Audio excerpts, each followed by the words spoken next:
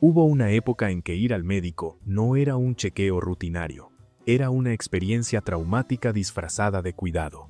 No había juguetes en la sala de espera, ni médicos empáticos con voz suave. Había jeringas del tamaño de una flauta, batas abiertas por detrás, y esa enfermera que te decía no va a doler, mientras ya te estaba picando. En los años 80, el consultorio no curaba, te marcaba para siempre. El miedo empezaba desde casa, y no se te quitaba ni con paleta de premio. Hoy lo recordamos entre risas, pero en su momento, aquello era una prueba de supervivencia. ¿Listo para revivir esas 15 cosas que te dejaban temblando? Pues respira hondo, que el estetoscopio ya está frío.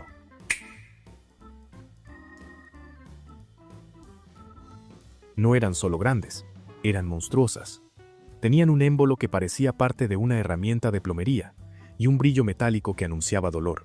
Lo peor era que, antes de usarlas, las ponían a hervir en una olla como si fueras a ser parte de una receta médica medieval. La enfermera las sacaba del agua humeante, las agitaba en el aire, y tú desde tu sillita de vinil verde solo pensabas en huir. Pero no, ya te tenían el brazo agarrado con una fuerza sobrenatural. Y claro, si llorabas, te decían que no eras hombrecito. Era una escena tan traumática que algunos todavía sueñan con esa aguja del grosor de un popote.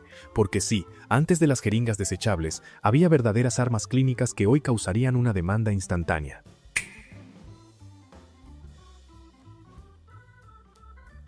Ese chillido agudo que salía del consultorio no era un ruido más, era una advertencia. Sabías que ahí dentro alguien estaba sufriendo. Un zumbido metálico que entraba por tus oídos y te apretaba el estómago. El torno no solo sonaba, vibraba en tu alma. Y para rematar, el olor a diente quemado que salía con cada pulida solo aumentaba el terror. Si escuchabas una pausa larga, era peor. Sabías que te tocaba a ti. Y claro, en esa época no existía la sensibilidad dental como excusa. Abrías la boca y te aguantabas. Con suerte te daban algodón con sabor a menta o anestesia que nunca hacía efecto del todo. No había preámbulo ni anestesia, solo una mirada de estate quieto y una mano que bajaba tu pantalón sin pedir permiso. En un segundo ya tenías la jeringa dentro y el alma saliendo por la boca. Lo peor era cuando decían la frase más traicionera de la infancia. No va a doler. Mentira, siempre dolía. Y si te movías te regañaban. Así te va a doler más, como si fuera tu culpa. Y para rematar, todo lo hacía la enfermera más fría del universo, que no conocía la compasión ni el cariño. Después venía la caminata cojeando, con la pompa adormecida y la dignidad perdida. Eso sí era medicina con carácter.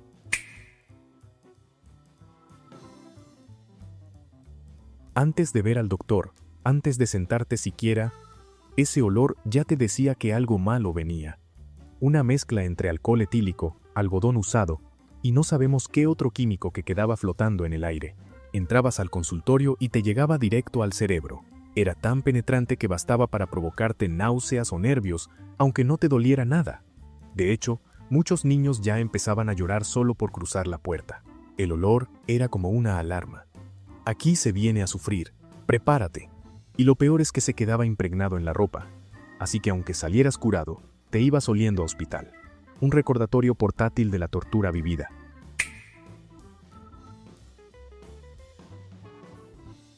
En los 80, decir que estabas triste o ansioso no era motivo de comprensión, era motivo de regaño.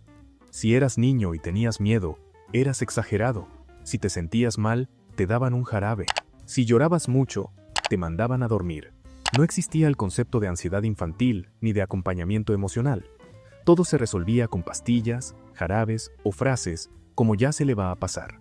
No se hablaba con el niño, se le mandaba callar. Y en los casos más graves, el niño era medicado sin entender nada. La idea de hablar sobre cómo te sentías era casi una debilidad. Lo mental no se trataba, se tapaba. Y muchas cicatrices quedaron por eso.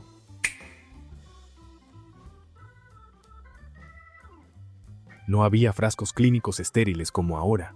Te daban un bote reciclado de mermelada, de mayonesa o de no sé qué sustancia radioactiva, lo lavaban a medias y te lo entregaban como si fuera lo más normal. No tenía tapa segura, ni etiqueta, ni indicaciones.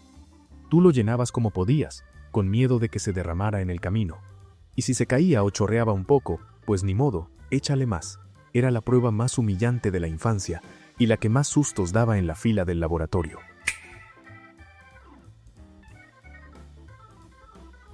Parecía espuma mágica, pero era el grito líquido del infierno.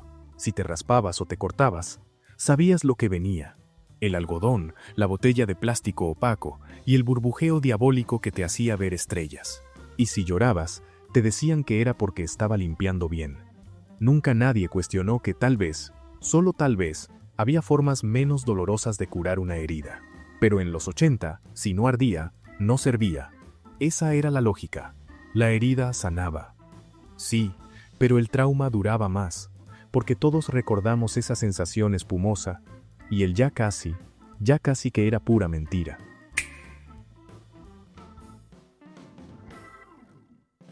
Te clavaban una aguja y si movías un dedo, ya te estaban gritoneando. Estate quieto, que no soy mago, y si no lo hacías, te agarraban más fuerte o te daban un manotazo. El pánico no era solo por el procedimiento, sino por el trato. Porque si llorabas, te decían ridículo. Si temblabas, te decían flojo. Y si te atrevías a gritar, te daban otro susto extra. Hoy entendemos que el cuerpo se defiende, que los niños tienen miedo, que hay formas de acompañar. Pero en los 80, lo que se enseñaba era a aguantarse o a salir con un trauma más.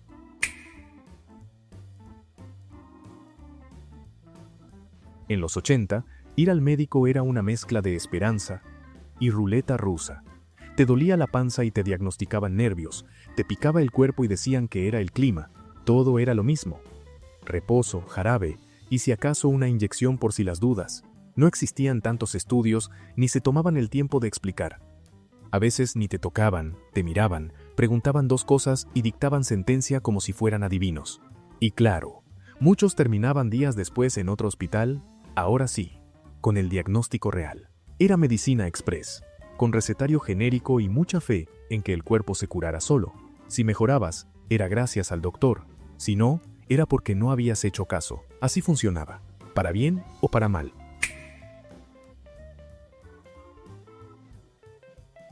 Parecía una máquina de tortura, no un instrumento médico. Fría, chirriante, y con esos pesitos de hierro que se deslizaban con lentitud, mientras todos en la sala escuchaban cómo el doctor murmuraba tu peso en voz alta. Y si estabas pasadito, ya sabías que venía el sermón. Si estabas muy flaco, también.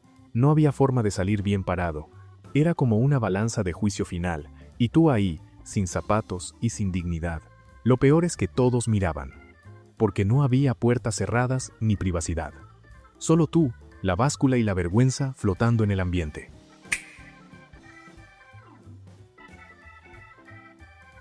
La famosa bata clínica era un atentado contra la infancia. Te la daban como si fuera una toga mágica, pero en realidad era una sábana mal doblada con un hoyo en medio. Y para colmo, abierta por la espalda.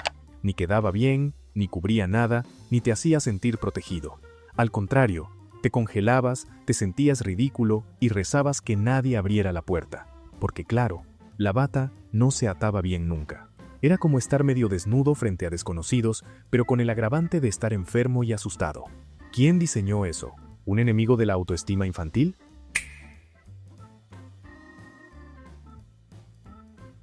No importa cuánto hayas crecido. Si te pusieron un supositorio en la infancia, nunca lo olvidaste. Ese momento tenso, incómodo, entre lágrimas y preguntas existenciales como ¿por qué por ahí? Nadie te explicaba nada. Solo te decían, relájate. Y luego, lo inevitable. Era el tratamiento menos querido pero más rápido, según los doctores. Y claro, si te quejabas, era porque no sabías lo que era estar realmente enfermo. Marcó un antes y un después en tu confianza con los adultos. Porque desde entonces, cada que decían es un tratamiento sencillo, ya sabías que algo horrible venía.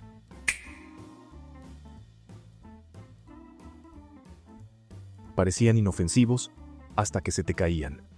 Entonces el pánico era inmediato. No sabías si correr, taparte la boca o llamar a emergencias. Todos decían que si tocabas el mercurio, te morías en una semana. Lo peor es que no podías ni leerlo bien. Te ponían el tubo bajo el brazo. Te decían que no te movieras, y si lo hacías un segundo, había que empezar otra vez. Y si sobrevivías a la lectura, Tenías que verlo girar el doctor como si fuera un sabio decodificando el destino. Hoy los ves en fotos antiguas y piensas, ¿cómo era legal esto? Porque básicamente le ponían una cápsula de metal líquido venenoso a un niño y esperaban que no se rompiera.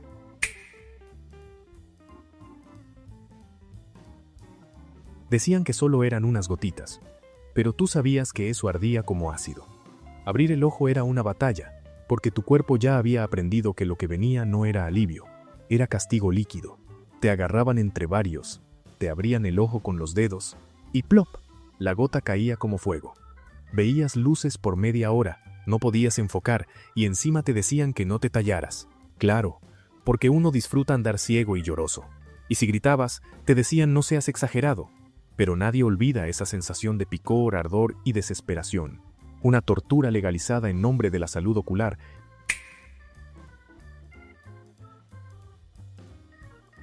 Nada te preparaba para ese momento. Estabas ahí, con frío, con nervios, y de repente sentías una plancha helada tocando tu piel. El susto te hacía contener la respiración, justo cuando te pedían que respiraras hondo. El doctor te ponía esa cosa metálica en el pecho, la espalda, el costado, y tú temblando. Y lo peor, decían tranquilo, mientras te congelaban, ni una disculpa, ni un calentón previo. Era una tradición casi ritual. El niño tiembla, el doctor escucha, y el diagnóstico sale entre dientes. Hoy lo vemos con nostalgia, pero en su momento era como un cubetazo de hielo con bata blanca. Cerramos este viaje con bata, alcohol y trauma incluido. Porque sí, los médicos de los 80 eran figuras casi míticas. Sabían todo, curaban todo y daban miedo también. De niños los veíamos como héroes con estetoscopio, pero con el tiempo entendimos que muchas de sus prácticas eran más propias de una película de terror que de un consultorio moderno. Hoy, la medicina ha avanzado, las consultas son más humanas y hasta hay dibujitos en las salas de espera. Pero algo es seguro, aquellas experiencias nos forjaron carácter, o al menos una fobia bien formada a las agujas. ¿Y tú? ¿Viviste alguna de estas? ¿Crees que ahora vamos mejor o solo más suaves? Cuéntanos en los comentarios, que el diagnóstico ahora lo das tú.